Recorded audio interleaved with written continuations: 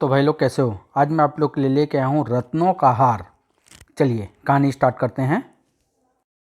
एक गांव में कर्मवीर नाम का एक गरीब किसान रहा करता था। उसके 5 बच्चे थे। कुल मिलाकर वे 7 प्राणी थे, परंतु उनकी छोटी सी भूमि उन 7 प्राणी को पेट नहीं भर पाती थी। किसान कर्मवीर दिन रात कठोर परिश्रम करता था और फिर जो कुछ उसे दूसरे छुटपुट कामों से प्राप्त होता उसे वे 7 प्राणी मिलकर खा लेते। लेकिन खाते समय यदि कोई भिखारी या अतिथि आ जाता तो वह उनके बच्चे खुद भूखे रहकर अपना भोजन उनको दे देते। कर्मवीर अपनी अपनी कम आमदनी के कारण बहुत दुखी रहता था। एक दिन जब उसने कई फसल के लिए खेत जोता, खेत तो जुत गया, बीज भी डाल दूंगा, लेकिन सिंचाई के लिए पानी का प्रबंध करना बाकी है। उस समय सिंचाई करने के लिए ट्यूबवेल या नहरें आदि नहीं थी। बाल्टी से ही पानी भर भर कर खेतों को सींचा चाहता था। अतः कर्मवीर बाल्टी लेकर अगले दिन निकटवर्ती नदी की ओर चल पड़ा। नदी किनारे पहुंचकर उसने जैसे ही बाल्टी पानी में डाली, अचानक वह उसके हाथ से छूट गई। हाय मेरी बाल्टी! कर्मवीर ने बाल्टी को पकड़ने की काफ़ी कोशिश की, लेकिन नदी काफ़ी गहरी थी। अतः पलक झपकते ही वह उसमें डूब गई। यह देख कर्मवीर वहीं बैठ फुट फुट कर रोने लगा। हाय, अब मैं अपनी खेत की सिंचाई कैसे करूंगा? मेरे पास तो दूसरी बाल्टी भी नहीं है और न ही बाल्टी खरीदने के लिए घर में पैसे हैं। तभी एक पतला दुबला बीमार सा कुत्ता वहां आया। किसान को रोते देख उसने प्यार से पूछा, किसान भाई, ओ किसान भाई, तुम इस प्रकार क्यों रो रहे हो? तुम्हें क्या दुख है? किसान ने रोते रोते सारी बात बता दी। फिर बोला, अब तुम ही बताओ, बिना बाल्टी के मैं सिंचाई कैसे करूंगा? मुझे तो तैरना भी नहीं आता जो मैं पानी में उतर कर बाल्टी को ले आऊं। सच किसान भाई, मुझे तुम्हारी दर्द भरी कहानी सुनकर वास्तव में बहुत दुख हो रहा है। मैं नदी से बाल्टी निकालने में तुम्हारी सहायता अवश्य करूंगा, लेकिन पहले तुम मुझे जरा नहला दो। मैं कई दिनों से बीमार था, आज ही ठीक हुआ हूँ, इसलिए मेरी नहाने की बहुत इच्छा कर रही है। यदि ऐसी बात है तो मैं तुम्हें अभी अच्छी तरह नहला देता हूँ। फिर किसान कुत्ते को नदी के पानी से खूब अच्छी तरह नहलाने लगा। नहाने के बाद कुत्ता प्रसन्नचित्त हो किसान से बोला, किसान भाई, मैं तुम्हारी सेवा से बहुत प्रसन्न हुआ। यहाँ से थोड़ी ही दूर पर मेरा एक मित्र कछुआ रहता है, तुम यहीं रुको, मैं अभी उसे लेकर आता हूँ। वह नदी में से तुम्हारी बाल्टी जरूर निकाल देगा। कहकर कुत्ता एक तरफ दौड़ गया। फिर कुछ देर बाद जब कुत्ता वापस लौटा तो उसकी पीठ पर कछुआ सवार था। आहा, वह अपने मित्र कछुए को ले आया। किसान के निकट पहुंचकर कुत्ता बोला, किसान भाई, मैं कछुए दोस्त को तो ले आया, लेकिन यह बहुत ही बीमार है। यह तुम्हारी बाल्टी तो निकाल लाएगा, परंतु इसके बदले तुम्हें इसे अपने घर में रखकर इसकी तब तक दवा दारू करनी पड़ेगी जब तक यह पूर्ण रूप से ठीक न हो जाए। सुनकर किसान एक बार फिर चिंतित हो उठा। घर में पहले से ही 7 प्राणी हैं, उसका पेट ही मुश्किल से भर पाता हूँ, फिर भला इसे कहाँ से खिलाऊंगा पिलाऊंगा और इसकी दवा दारू कैसे करूंगा? परंतु यदि मैं कुत्ते की बात नहीं मानता तो कछुआ मेरी बाल्टी भी नहीं निकालेगा। लेकिन बाल्टी तो मुझे निकलवानी ही होगी, वरना बिना सिंचाई के न फसल होगी और न ही भविष्य में मेरे परिवार को भोजन ही नसीब होगा। चलो, मैं अपने हिस्से के भोजन में से रोज थोड़ा सा इसे भी दे दिया करूंगा। इसके अलावा और कोई चारा भी तो नहीं है। सोचने विचारने के बाद किसान ने कछुए को अपने साथ रखने की हामी भर दी। तब कुत्ता कछुए से बोला, मित्र, अब तुम किसान भाई की बाल्टी नदी से निकाल कर ला दो। अभी लो मित्र। कहकर कछुआ चुपचाप नदी में चला गया और किसान व कुत्ता दोनों तट पर बैठकर उसके वापस लौटने का इंतजार करने लगे। काफी देर के इंतजार के पश्चात जब कछुआ नदी से बाहर आया, आहा मेरी बाल्टी! किसान अपनी बाल्टी पाकर बड़ा प्रसन्न हुआ। बाल्टी में पानी भी भरा था। धन्यवाद दोस्त, तुम्हारा यह उपकार मैं कभी नहीं भूलूंगा। फिर किसान जैसे ही कछुए को साथ लेकर खेत की ओर जाने को हुआ, उसकी दृष्टि बाल्टी में भरे पानी पर पड़ी और वह बुरी तरह चौंक पड़ा। अरे, यह क्या है? बाल्टी के तले में कोई चीज चमक रही थी। कर्मवीर ने तुरंत पानी को जमीन पर उलट दिया। पानी के साथ भीतर रखे स्वर्ण सिक्के भी धरती पर गिरने लगे। अरे, ये तो सोने के सिक्के हैं! खन खन खन आए। उस सोने के सिक्कों को देख कुत्ता और किसान अभी आश्चर्य में डूबे उसके विषय में सोच ही रहे थे कि तभी कछुआ बोल उठा, घबराओ नहीं किसान भाई, ये सिक्के मैं ही तुम्हारे लिए नदी से लाया हूँ। इस नदी में एक गुप्त स्थान है जहाँ पर ऐसे सोने के सिक्कों की भरमार है। मुझे मेरे मित्र ने तुम्हारे बारे में सब कुछ बता दिया था। मैंने सोचा कि तुम्हें धन की बहुत आवश्यकता है, इसलिए मैं तुम्हारे लिए थोड़े से सिक्के लेते आया हूँ। अब जब भी तुम्हें धन की आवश्यकता पड़े तो मुझे बताना, मैं तुम्हारे लिए नदी से सोने के सिक्के ले आया करूँगा। यह सुनकर किसान बड़ा प्रसन्न हुआ। इतने सारे सोने के सिक्के उसकी निर्धनता को दूर करने के लिए काफ़ी थे। अतः वह बोला, तुम दोनों ही आज से मेरे मित्र हुए और आज से तुम दोनों ही मेरे साथ मेरे घर में रहोगे। क्या सच? बिल्कुल सच। कुत्ता और कछुआ दोनों ही किसान की बात सुनकर बड़े खुश हुए। फिर किसान ने उन ढेर सारे सोने के सिक्कों को बाल्टी में भरा और कुत्ते व कछुओं के साथ लेकर अपने घर की ओर चल पड़ा। बस अब जिंदगी आराम से कटेगी, मैं अपने नए मित्रों को कभी कोई कष्ट नहीं होने दूंगा। इनकी वजह से ही आज मुझे इतना अपार धन प्राप्त हुआ है।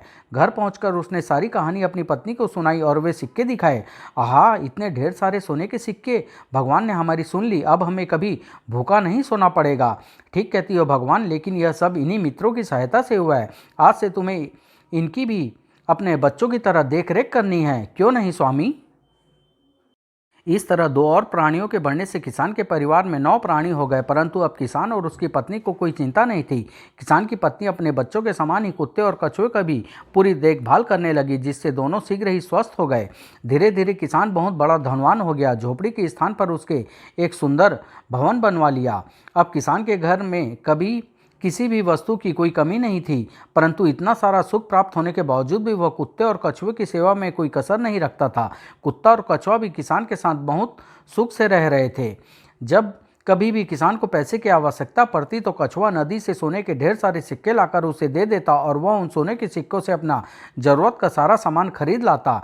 इस तरह उन सबका जीवन आनंद पूर्वक व्यतीत हो रहा था। समय बीतने के साथ साथ किसान के 5 लड़के जवान हो गए। फिर एक दिन किसान ने अपने 4 लड़कों की शादी बड़ी धूमधाम से कर दी। आहा, आज मेरे जीवन का कितना बड़ा खुशी का दिन है। विवाह के कुछ वर्षों तक तो किसी प्रकार की कोई बात नहीं हुई, परंतु फिर बहुओं के झगड़े से धीरे धीरे घर की शांति भंग होने लगी। मैं कहती हूँ घर का हिसाब किताब अब मैं रखा करूँगी, क्योंकि मैं इस घर की बड़ी बहू हूँ। नहीं, तिजोरी की चाबी मेरे पास रहेगी। तेरे पास क्यों उल्टा मेरे पास रहेगी। मैं जानती हूँ कि तू चुपके से उसमें से पैसा साफ करने के चक्कर में है। क्या तूने मुझे उल्टा कहा? ले चख मजा आई, बचाओ, इस झगड़े की जड़ तू है, ला चाबी मुझे दे। ए जी, तुम ही उन्हें रोको ना। कैसे रोको भगवान, तुम तो जानती हो वे सब मेरी एक नहीं सुनने वाली। पत्नियों का झगड़ा फिर चारों भाइयों में भी फूट पड़ा। सुअर मेरी बीवी को गाली देता है, ले एक नहीं 100 बार दूंगा। तेरी बीवी चुड़ैल है, आज मैं तुझे जिंदा नहीं छोड़ूंगा। अबे चल गीदड़ कहीं के, अपनी खैर मना। किसान और उसकी पत्नी सब कुछ देख सुनकर भी खामोश रहने पर विवश थे। हे ईश्वर, यह सब क्या हो रहा है? लगता है हमारे घर को किसी की बुरी नज़र लग गई। फिर कुछ ही दिनों में बात बंटवारे तक आ पहुंची। पिताजी, मेरा हिस्सा मुझे दे दीजिए। अब मैं इस घर में एक पल के लिए भी नहीं रहना चाहता। मैं भी अलग होना चाहता हूं पिताजी, मुझे भी मेरा हिस्सा देकर अलग कीजिए। लेकिन बेटा, मेरी भी तो कुछ सुनो। अब हम कुछ नहीं सुनना चाहते, हमारा बंटवारा कर दीजिए। और ज़बरदस्ती अपने बाप की सारी संपत्ति को आपस में बांट लिया। यह मेरा हुआ और यह मेरा। बंटवारे के बाद सब अलग अलग रहने लगे। बंटवारे करते समय उन्होंने अपने सबसे छोटे भाई विजय को एक ढेला तक नहीं दिया था। मुझे दुख है बेटा कि मैं तुम्हें कुछ भी नहीं दे सका। आप मेरी जरा भी चिंता न कीजिए पिताजी, माँ और आप ही मेरे लिए सब कुछ हैं। बूढ़े किसान को इस बंटवारे से इतना सख्त सदमा पहुंचा कि वह कुछ ही दिनों में चारपाई से लग गया। यह दवा पी लीजिए पिताजी, देखना आप जल्दी ही अच्छे हो जाएंगे। लेकिन लाख दवा दारू करने के बावजूद भी किसान ठीक नहीं हो सका और एक दिन सबको छोड़कर स्वर्ग सिधार गया। पिताजी, आह स्वामी! जब किसान को स्वर्ग सिधारे कुछ दिन बीत गए और कोई भी लड़का माँ की सुध लेने नहीं आया, तो सबसे छोटा भाई विजय अपनी बूढ़ी माँ, कुत्ते और कछुए को लेकर एक एक कर अपने चारों भाइयों के पास आश्रय के लिए गया, क्योंकि उसके पास कोई काम धंधा नहीं था। भैया, बापू की मृत्यु के पश्चात अब हमारा कोई सहारा नहीं रहा। दया करके हम सबको भी अपने साथ रख लीजिए। अरे भाग निकम्मे, मैंने क्या यहाँ पशुशाला खोल रखी है जो तुम्हारे साथ साथ तुम्हारे इन जानवरों को भी आसरा दूं? चारों भाइयों ने एक ही जवाब दिया, भाग यहाँ से, चले आए मुंह उठाए आसरा मांगने के लिए हूँ। हार कर विजय को अपने पिता के मकान में लौट आया और अपनी बूढ़ी माँ, कुत्ते और कछुए के साथ बड़ी मुसीबत के दिन गुजारने लगा। वह जो कुछ भी कमा कर लाता उसी से सब रुखी खाकर पेट भरते। कुत्ता और कछुआ यह सब देखकर भी खामोश थे, क्योंकि जो सोना उस नदी के अंदर था वह सब कछुआ पहले ही निकाल आया था, अतः चाहकर भी वे उसकी मदद नहीं कर पा रहे थे। लेकिन एक दिन, कुत्ता भाई, मुझसे तो विजय भैया का दुख देखा नहीं जाता, हमें उसकी कुछ न कुछ मदद करनी ही चाहिए। सोच तो मैं भी यही रहा हूँ कछुए भाई, लेकिन मेरी समझ में नहीं आ रहा कि हम करें तो क्या करें। तब कछुआ कुछ सोचता हुआ बोला, अगर विजय भाई किसी दूसरे शहर में चले तो शायद कुछ भला हो जाए। क्या मतलब यह कि इस गांव में रहकर तो कुछ भला होने वाला नहीं हो सकता। कुछ भला होने वाला नहीं। हो सकता है कि शहर में विजय भाई को कोई अच्छा सा काम धंधा मिल जाए। बात तो तुमने पते की है। ठीक है, मैं आज ही विजय भाई से बात करता हूँ। शाम को जब विजय थक हारा घर पहुँचा, भाई जी, हम दोनों ने एक बात सोची है। क्या? आप हमारे साथ रोजगार की तलाश में किसी दूसरे शहर चलिए। हाँ भाई जी, इस गांव में आपको कोई भी अच्छा धंधा नहीं मिल सकता, क्योंकि आपके चारों भाई आपको अपना शत्रु समझते हैं। अतः वे आपको कभी ऊंचा उठने का अवसर नहीं देंगे। विजय को भी उनकी बात जची। उसने तुरंत अपनी बूढ़ी माँ को सारी बात बताकर उससे सलाह ली। हमारी ये हितैषी ठीक ही कहते हैं बेटा, तू कल ही दूसरे शहर चला जा, ईश्वर जरूर तेरी मदद करेगा। बहुत अच्छा मेरी प्यारी माँ। दूसरे दिन बूढ़ी माँ ने बहुत सुबह उठकर कुछ रोटियां बनाई और एक पोटली में बांधकर अपने बेटे को देती हुई बोली, बेटा, अपने साथ साथ अपने इन मददगारों का भी ध्यान रखना और मार्ग में भूख लगने पर तीनों मिलकर ये रोटियां खा लेना। ठीक है माँ, लेकिन हमारे पीछे तुम अपना ध्यान जरूर रखना। फिर विजय माँ के चरण स्पर्श कर कुत्ते और कछुए के साथ घर से निकल पड़ा। हे प्रभु, मेरे बेटे की मनोकामना पूरी करना। विजय चलता चलता गांव को पार कर गया, लेकिन फिर भी नहीं रुका। चलते चलते जब शाम हो गई तो विजय ने एक नदी के किनारे बैठकर रोटी की पोटली खोल ली। दोस्तों, आज की रात हम यहीं बिताएंगे, भोर होते ही फिर आगे बढ़ेंगे। आओ अब खाना खा लें। ठीक कहते हो विजय भाई, हम भी बहुत थक गए हैं और बड़े जोरों से भूख भी लगी है। तीनों ने मिल बांट कर रोटी खाई, फिर नदी का ठंडा पानी पीकर नदी के किनारे ही गहरी नींद सो गए। अगले दिन भोर होते ही तीनों उठे और चलते चलते एक शहर में पहुंच गए। लोग बाग उन्हें आश्चर्य से देखने लगे। अजीब आदमी है, कछुए और कुत्ते से दोस्ती, कोई मदारी मालूम पड़ता है और शायद यहाँ खेल दिखाने आया है। आओ देखें वह क्या खेल दिखाता है। लोगों की बातें सुनकर विजय को एक विचार सूझा और वह एक स्थान पर रुककर लोगों को कछुए और कुत्ते का तमाशा दिखाने लगा। वाह! लोगों ने खुश होकर उसे अपनी इच्छानुसार इनाम दिया। वाह भाई वाह, खूब खेल दिखाया तुमने। लो, मेरी ओर से यह इनाम रखो, यह पैसा मेरी तरफ से भी रखो। धन्यवाद हुजूर। इसी तरह कई दिनों तक विजय खेल तमाशा दिखा दिखाकर अपना और कुत्ते व कछुओं का पेट भरने लगा। लेकिन एक दिन जब वह कछुए और कुत्ते का तमाशा दिखा रहा था तो पास ही से जोर जोर से ढोल पीटने की आवाज़ सबके साथ उसके कानों में भी पड़ी। ढम ढम ढम। ओह, शायद कोई मुनादी की जा रही है। हाँ, आओ सुनते हैं, शायद कोई खास बात है। विजय भी लोगों के साथ उसी स्थान पर पहुंच गया जहां ढोल पीटा जा रहा था। ढम ढमा ढम। सुनो भाइयों सुनो, सभी लोगों को सूचित किया जाता है कि महारानी शिवाली का रत्नों का हार स्नान करते समय नदी में गिर गया है। जो भी व्यक्ति उस रत्नों के हार को नदी से निकालकर महारानी को देगा, उसे मुंह मांगी वस्तु इनाम में दी जाएगी। ढम ढम ढम। जब मुनादी करने वाले आगे बढ़ गए तो भीड़ भी आपस में बात करती हुई छटने लगी। असंभव, नील नदी बहुत गहरी है, उसमें गोता लगाकर कोई भी हार नहीं ला सकता। ठीक कहते हो भाई, रानी का लाखों रुपये का हार बेकार ही पानी में गिर गिर गया। जब सारे लोग वहां से चले गए तो कछुआ बोला, भाई जी, अब हमारे अच्छे दिन आ जाएंगे। वह कैसे? सुनो, मैं नदी से वह रत्नों का हार लाकर तुम्हें दूंगा। तुम वह हार महाराज को सौंपकर उससे ढेर सारा धन मांग लेना, फिर हम सबके दिन बदलते देर नहीं लगेगी। परंतु इतनी बड़ी अत्यधिक गहरी नदी में से तुम वह हार कैसे ढूंढ कर लाओगे? यह तुम मुझ पर छोड़ दो। फिर तो आज रात ही जाकर यह काम पूरा कर लेना ठीक रहेगा।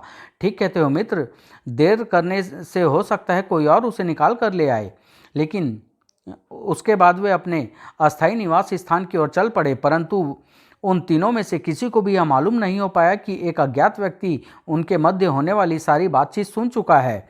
बेटे कलाकंद, बन गया तेरा काम। हार निकालेंगे तो ये लोग, परंतु उसे राजा के हवाले करके ढेर सारा इनाम, ढेर सारा धन तू प्राप्त करेगा। बस अब हो ले बेटा इसके पीछे। और वह विजय आदि के पीछे हो लिया। शाम होते ही विजय कछुआ और कुत्ते को साथ लेकर नील नदी के किनारे जा पहुंचा। कलाकंद अब भी उनके पीछे था। हे प्रभु, उन्हें सफलता देना, वरना वे भूखे मरे या ना मरे, मुझे जरूर भूखा मरना पड़ेगा। अच्छा कछुआ भाई, तुम जाकर हार तलाश करो, हम यहीं बैठकर ईश्वर से तुम्हारी सफलता की प्रार्थना करते हैं। तुम चिंता न करो दोस्त, मैं हार लेकर ही वापस लौटूंगा। फिर विजय और कुत्ता तो किनारे पर बैठ गए और कछुआ पानी में तैरता हुआ हार की गंध सूंघने लगा। तैरते तैरते अचानक कछुए ने पानी में डुबकी लगाई और नदी की गहराई में उतरता चला गया। लेकिन नदी के तल में काफ़ी देर तक खोजते रहने के बावजूद भी जब उसे महारानी का रत्नहार नहीं मिला तो वह चिंतित हो उठा। उफ, यह हार तो यहाँ कहीं नहीं मिल रहा। अब मैं विजय भैया और अपने दोस्त को क्या मुंह दिखाऊंगा।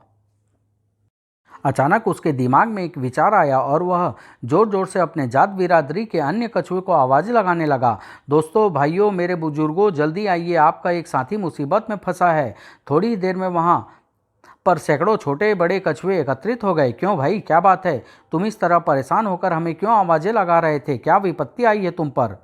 तब कछुआ उन्हें अपनी परेशानी की वजह बताता हुआ रुआंसे से स्वर में बोला, यदि आप लोगों ने रत्नहार को ढूंढने में मेरी मदद नहीं की तो मैं अपने प्रिय मित्रों को मुंह दिखाने के काबिल नहीं रह पाऊंगा।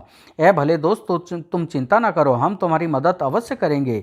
फिर कछुए का सरदार सबको संबोधित करता हुआ बोला, तुम सब पूरी नदी में फैल जाओ और रत्नहार की तलाश करो। ध्यान रहे, अपनी बिरादरी की नाक नहीं कटनी चाहिए। आप निश्चिंत रहें सरदार, हम अपनी नाक नहीं कटने देंगे। चलो साथियों। सभी कछुए चारों तरफ फैलकर रत्नहार की तलाश में नदी का कोना कोना छानने लगे। शीघ्र ही एक कछुए को महारानी का रानी रत्नों का हार मिल गया। अब जल्दी से चलकर इसे अपनी बिरादरी भाई के हवाले करूं। विजय के मित्र कछुए के पास पहुंचकर, लो भाई, संभालो यह हार और अपने मित्रों के साथ आनंद पूर्वक अपना जीवन गुजारो। धन्यवाद भाई, आप सब ने मिलकर मेरी इज्जत रख ली। मैं आप लोगों का यह उपकार जीवन भर नहीं भूलूंगा। और जब कछुआ हार लेकर नदी से बाहर निकला तो उसके मुंह में दबे रत्नहार को देखकर विजय और कुत्ते के चेहरे प्रसन्नता से खिल उठे। आहा, वह हार ले आया, वो मारा। लो विजय भाई, इस हार को संभाल कर रख लो। यदि कोई और ले उड़ा तो सारे किए किराए पर पानी फिर जाएगा। चिंता मत करो दोस्त, भला इस वीराने और रात के समय में कौन इसे हथियाने आएगा। फिर भी मैं इसे संभाल कर रख लेता हूँ। लेकिन कलाकंद यह सब देख रहा था। वो मारा, कछुआ हार ले आया, बस अब मुझे किसी तरह वह हार उनसे प्राप्त करना है। उधर हार को वस्त्रों में छुपाने के बाद विजय कछुए और कुत्ते से बोला, रात बहुत हो चुकी है, इस समय वापस लौटना खतरे से खाली नहीं होगा। मेरे विचार से हमें यहीं रात काटनी चाहिए। भोर होते ही राजमहल चल पड़ेंगे। ठीक कहते हो, चलो उस पेड़ के नीचे जाकर सोते हैं। फिर तीनों पास ही के एक पेड़ के नीचे जाकर सो गए। लगता है भाग्य भी आज मेरा साथ दे रहा है। इस वीराने में उनसे हार उड़ाते भला मुझे कौन देखेगा। लेकिन जल्दबाजी करना उचित नहीं होगा। जब वे गहरी नींद सो जाएंगे तभी हाथ साफ करूंगा। जब कलाकंद ने महसूस किया कि सभी गहरी नींद सो चुके हैं तो वह चट्टान की आड़ से निकलकर चुपचाप विजय के निकट पहुंचकर उसके वस्त्रों को टटोलने लगा। उफ, कमबख्त ने कहाँ छुपाया है उस हार को। लेकिन शीघ्र ही, आहा, मिल गया, अब चुपचाप खिसक लूं। परंतु वह अभी उठकर कुछ ही कदम आगे बढ़ा होगा कि कुत्ते की आंख खुल गई। अरे कौन है यह? कोई गड़बड़ लगती है। कहीं ऐसा तो नहीं कि वह हार उड़ाकर ले जा रहा है? जरूर यही बात हो सकती है। और वह तुरंत उठकर कलाकंद के पीछे हो लिया।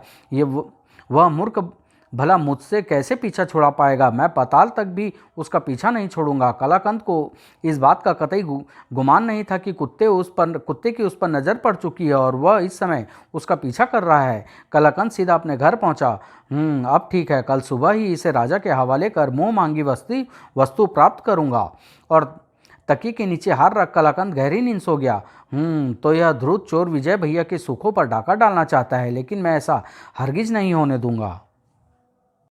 वह तेजी से दौड़ता हुआ वापस नदी के किनारे पहुंचा। कछुए भाई, कछुए भाई, जल्दी उठो। सोने दो ना यार, क्यों बेकार में नींद खराब कर रहे हो? लेकिन जब कुत्ते ने बार बार पंजों से उसे खसोटा तो वह झुंझला कर उठ बैठा। क्या बात है भाई, तुम इतनी रात गए मुझे क्यों तंग कर रहे हो?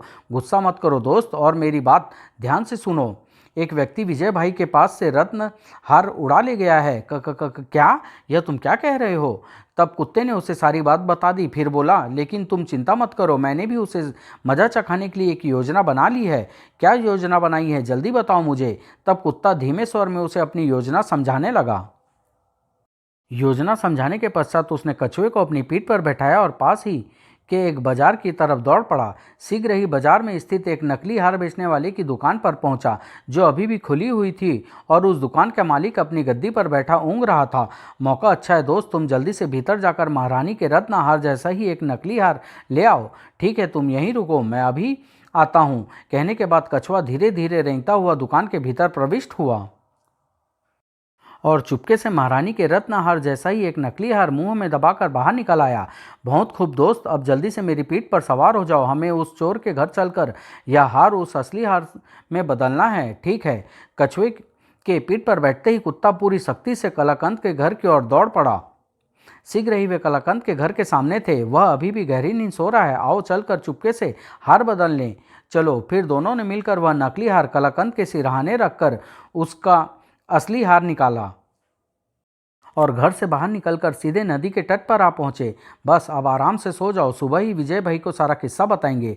ठीक कहते हो, अब किसी बात का डर नहीं। वह चोर का बच्चा तो अब इधर का रुख करने से रहा और वे दोनों भी विजय की बगल में लेट निश्चिंत होकर सो गए।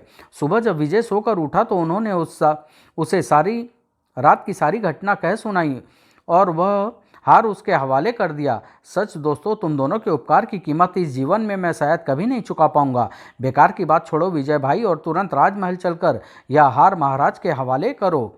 और हाँ विजय भाई, महाराज से इसके बदले धन दौलत ना मांगकर कोई अच्छी सी नौकरी ही मांगना। बिल्कुल ठीक कहा तुमने मित्र, धन तो एक न एक दिन बर्बाद हो जाएगा, लेकिन नौकरी जीवन पर्यंत सुख देगी।